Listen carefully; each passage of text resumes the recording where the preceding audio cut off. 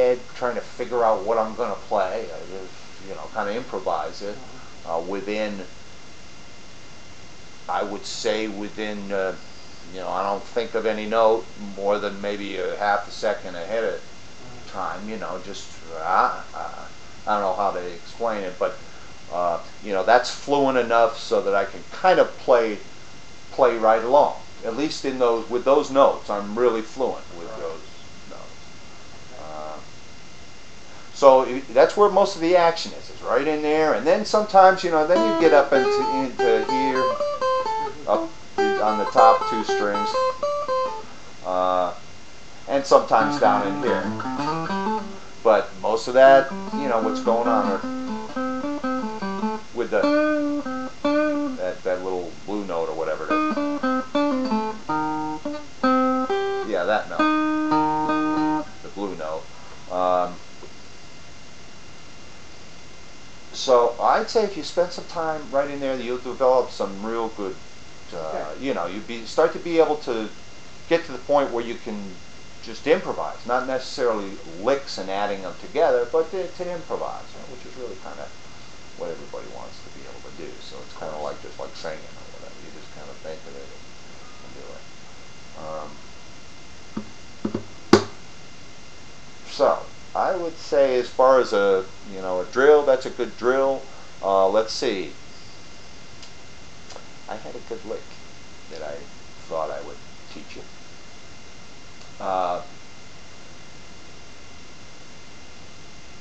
It's a kind of a lead-in lick. I'll play it for you here. I'll play a few chords to get to the point where I'm going to.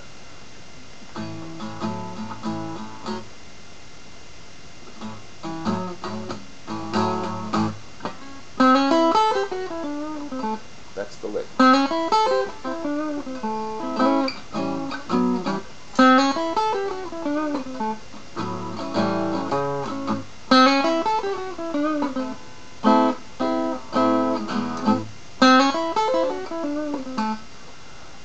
And it's kind of leads in like that, and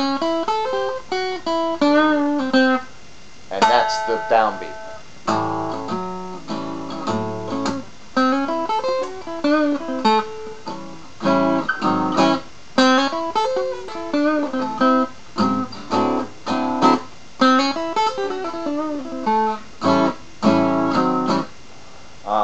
And it's to finger it. You start. See, most guitar teachers, how I bridge the bottom 3, the top 3 strings, the high 3 strings, because it makes it easy for me to play some of these things that I play. And I really don't believe if I tried to finger, a regular guitar teacher would tell you to finger each one individually, not to,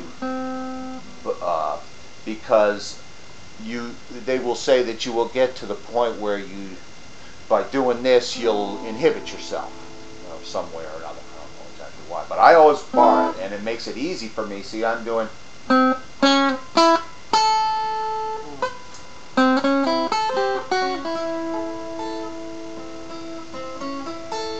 Yeah, and then you go.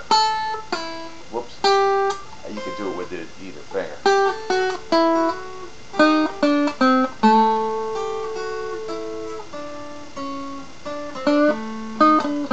Or bend it.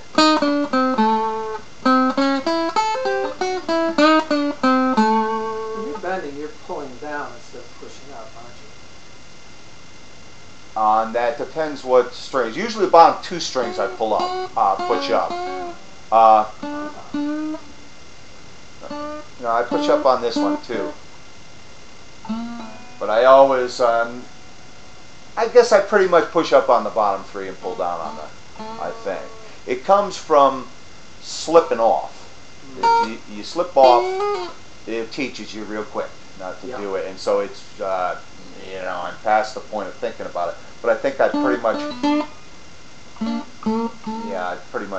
do that. So I'm pushing up on the bottom 3 strings and pulling down on the top 3 strings.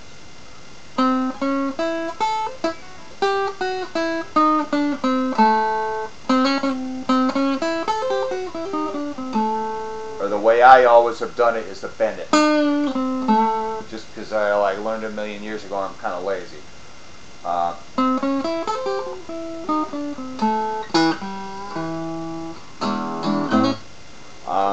So that's a lick you want to get into your vocabulary. That's a good lick there.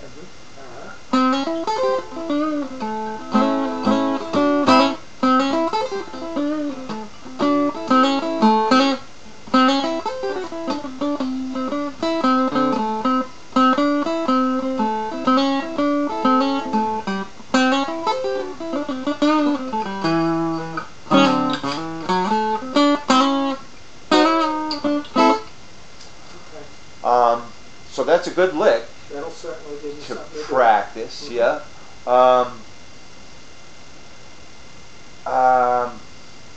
Yeah, I'm glad I thought of that lick yesterday, because that is a great. That's a lick I use a lot, and it's an easy lick to learn because you're just kind of basically going down the scale. And you're not hammering on or pulling off. Right. No, it's just except for if I'm just bending it a little bit. So. And what makes you hammer on and pull off? What is? I know speed. Yeah, speed without having to pick it. Yeah. That's basically it. And if you're precise enough, you can do it okay and it'll sound okay. That's the key, is being able to do it precisely and crisply enough so that it sounds almost like you picked it.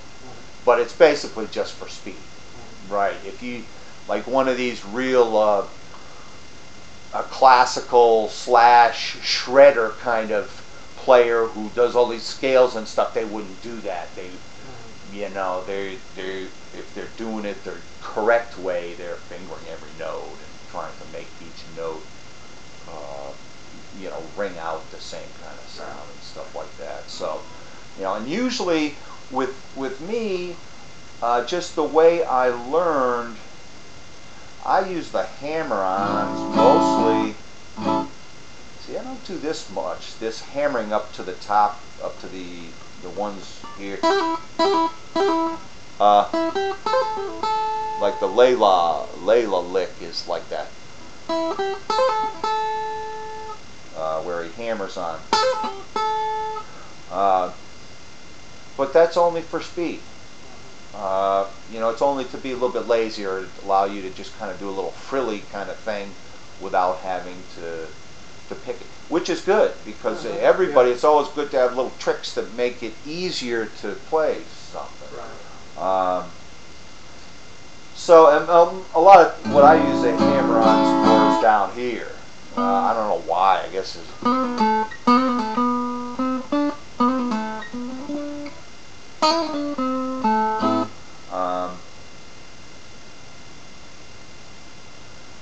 hammer-ons, kind of the same thing. I don't use them so much because they don't help that much with speed.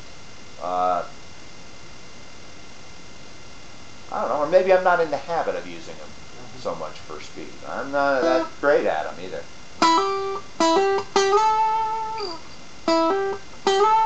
You can see that sounds good because I hit it crisply. If you kind of misfret it or something, you know. Right. But they're good. I guess I do use them some, but they're good to practice, because what you want is that nice precise fingering where you press down, you don't lose any sound. You know, it doesn't zzz on the fret. And it's also part of learning to play real precisely and strong.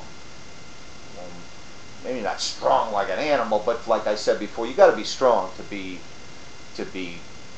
good, because it allows you to not play so hard, but be able to do it. You know, obviously all guitar players have strong hands and stuff. But that's mostly what the hammer-ons and pull-offs and stuff are for speed. Pull-off is this.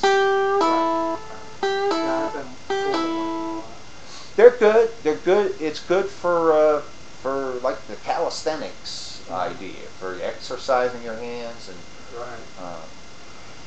Yeah, and I am big on the physical aspects of it. I am a believer in the physical, that you know, that quicker, and you know, it's kind of like a sport. You know, playing something is kind of like you know, the stronger and the faster and the quicker and the smarter you are, and the more you can translate this into your body, you know, the better you're going to be. So,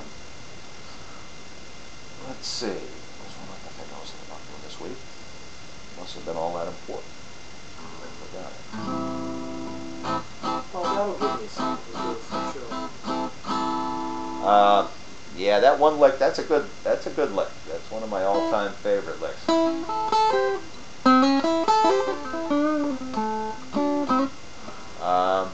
I tried to stretch my string so much I was ripping underneath my finger. Uh-oh, yeah, you gotta watch that. But after a while you'll get so that you'll... Yeah. And hopefully these strings are going to help. They'll be easier to bend, that's for sure. Like I said, I played with the extra lights. I don't think I ever played with the extra lights. And they were really nice and flimsy. That's like a 10, that's like an electric guitar string, a regular electric guitar string. Let me see if my camera's still on.